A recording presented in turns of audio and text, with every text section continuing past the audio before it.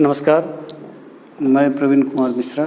आज एक special class या एक स्पेशल बात मैं आपसे करने जा रहा हूँ। वो ये है कि आज ईद है और चाणक्य परिवार भारत के सभी भारतीय पर्वों का पूरी तरह से स्वागत करता है और अपने विद्यार्थियों को भारत के में मनाया जाने वाला हर धर्म के पर्वों का पूरी जानकारी देता है, ताकि आप भारत के सभ्यता और संस्कृति को अच्छी तरह से समझ सकें। उसी कड़ी में से आज जो हम लोग देखने जा रहे हैं वो है ईद उल फितर, जो कि 25 मई को हमारे देश में मनाया जाएगा। दुर्भाग्यपूर्ण ये है कि पूरा विश्व कोरोना से ग्रसित है, तो जो इस पर्व में उत्साह ऊर्जा रहती थी वो वर्तमान में भी है, लेकिन उसको व्यक्त करने का माध्यम थोड़ा कम हो गया। वो इसीलिए चूँकि ये पर्व भाईचारों का पर्व है, एक दूसरे से मिलने और एक दूसरे के साथ समय बिताने का पर्व है, लेकिन परिस्थिति यह अनुमति नहीं देता है कि हम एक साथ मिलें, गले मिलें, एक दूसरे के साथ हाथ मिलाएं, एक दूसरे के साथ समय बिताएं और इस पर्व का पूरा आनंद उठाएं। लेकिन यह हमारे जीवन के लिए, विश्व के जीवन के लिए, विश्व मानव समाज के लिए, मानव जीवन के लिए ज़रूरी है कि हम लोग सोशल डिस्टेंसिंग का पालन करें। हम लोग इस पर्व को अपने परिवारजन तक सीमित रखें।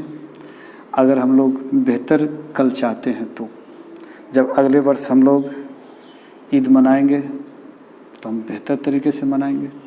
लेकिन आज कोरोना है, इस कोरोना से पहले लड़ेंगे और जीतेंगे, और इस जीत के उपलक्ष्य में जब अगली बार ईद होगी तो इससे दुगना मज़ा हम लोग लेंगे। फिलहाल मैं ईद के विषय में बताना चाह रहा हूँ कि हमारा देश धर्मनिरपेक्ष राष्ट्र है। यह ना हिंदू राष्ट्र है, ना मुसलमान यानी इस्लामिक देश है, लेकिन हमारे यहाँ ईद, मेरा ऐसा मानना है कि अन्य देशों से बेहतर मनाया जाता है। क्योंकि अन्य देशों में जो ईद लोग मनाते होंगे तो उसमें वही लोग होंगे, अन्य देश का अर्थ हो गया जो इस्लामिक कंट्री में जो ईद मनाया जाता होगा, तो उसमें बस क्या होता होगा कि जो सारे लोग जो इस्लाम के ही हैं तो बस वो पर्व सबके लिए एक समान होगा। लेकिन हमारे यहाँ जब हिंदू, मुस्लिम, सिख और ईसाई, कितना आनंद होगा कि जब मुस्लिम समाज हिंदू समाज को, सिख समाज को, ईसाई समाज को निमंत्रण दे करके उनको अपने घर बुला करके और ईद सेलिब्रेट करते हैं। ये पर्व पवित्र पर्व है। रमज़ान का महीने का जो अंत होता है उसमें ये मनाया जाता है।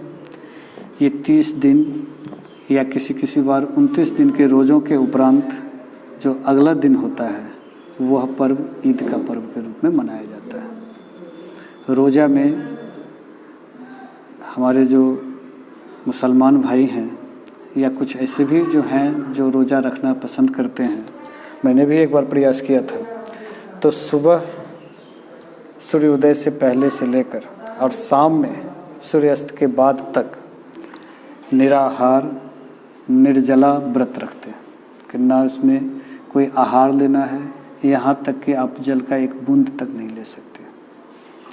और वो उसके बाद शाम में फिर सभी परिजन मिल कर के, एक साथ मिल कर के उस व्रत को तोड़ते हैं, उस रोज़ा को तोड़ते हैं जिसको इफ्तार कहते हैं, और फिर से जो है अगली सुबह के लिए अल्लाह से इबादत करते हैं कि फिर से वो शक्ति दें और फिर वह जो है रोज़ा रख सके।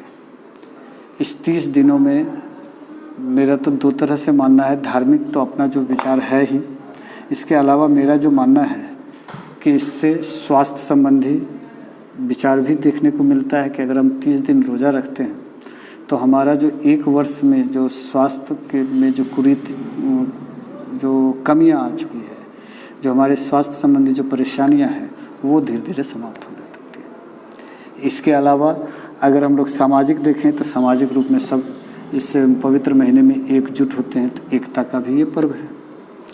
इसके अलावा अगर हम लोग देखें स्वास्थ्य संबंधी, तो मैंने बताया ही है कि स्वास्थ्य हम लोग का उत्तम होते जाता है इसमें, एक महीने के इस व्रत को रख करके, इस रोज़ा को रख करके, और भाईचारे बढ़ता है। और वैसे इसके इतिहास के विषय में जो मुझे जानकारी है, हो सकता है इससे कई लोग इत्तेफाक नहीं रखेंगे, हो सकता है कि मेरी जानकारी इसमें अधूरी भी होगी, लेकिन मैं संक्षिप्त में यही रखना चाहता हूँ कि एक समय रहा होगा इतिहास में जब अनाज की कमी रही होगी, तो उस समय 6-6 महीने तक लोग रोज़ा रखते थे ताकि एक वक्त भोजन करके अपने जीवन को कम से कम बचाया जा सके। लेकिन वो धीरे धीरे कब परंपरा बन गई और कब धार्मिक विचारधारा बन गई, ये हमारे बीच है। लेकिन मेरा ये नहीं कहना है कि इससे किसी के धर्म को आहत हो, ये समय के साथ बदलते रहा है और बदलता रहेगा। इसमें बस कट्टरता नहीं होनी चाहिए, इसमें स्वेच्छा होनी चाहिए, और जो वास्तविक स्वरूप है वो सबके सामने आना चाहिए। मैं अपने यहाँ के बच्चों को, जो छोटे बच्चे होते हैं विशेषकर क्लास 9वीं 10वीं, उनसे मैं दबावपूर्ण तो नहीं लेकिन तर्कपूर्ण रूप से ये ज़रूर कहता हूँ कि आप अभी सक्षम नहीं हुए रोज़ा रखने के लिए। मेरा मानना है कि जिस समय ये रखा जाता होगा भूतकाल में, उस समय की स्थिति उस समय की परिस्थिति के साथ मेल करती है। लेकिन आज जो स्थिति है, उस समय बच्चों पर एक बड़ा पढ़ाई का, शिक्षा का बहुत बड़ा दबाव है, एक बहुत बड़ी प्रतियोगिता चल रही है। उस प्रतियोगिता में, इस शिक्षा के दबाव में बच्चों का शारीरिक विकास के लिए जो है 30 दिन का रोज़ा मेरे विचार से सही नहीं है।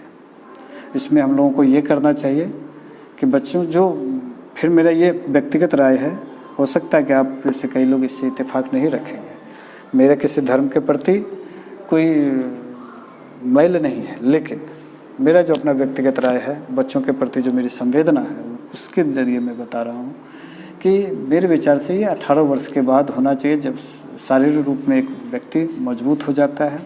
और 18 वर्ष के बाद ये निश्चित रूप से करना चाहिए, सभी को करना चाहिए। मैं तो ये कहता हूँ कि अगर हिंदू धर्म में भी कोई रखना चाहते हैं तो कोई बुराई नहीं, इससे कोई अगर रोज़ा रख ले तो कोई हिंदू मुसलमान नहीं बन जाएगा, और अगर कोई रोज़ा नहीं रखता है तो वो मुसलमान जो है गैर मुसलमान नहीं हो जाएगा। तो ये तो अपनी अपनी सोच है।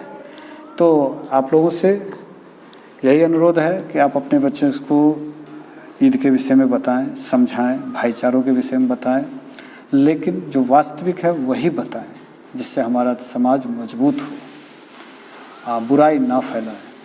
और मेरा जो व्यक्तिगत राय है कि 18 वर्ष के बाद ही जब व्यक्ति शारीरिक रूप से मजबूत हो, मानसिक रूप से मजबूत हो, तो वो रोज़ा रखे और 30 रोज़ा रखे, इसमें कमी नहीं होनी चाहिए। लेकिन इससे पहले मेरा अपना मानना है कि रोज़ा अगर बच्चे ना रखें तो कोई गलत नहीं है। आप लोगों को रमज़ान की ढेर सारी शुभकामनाएं।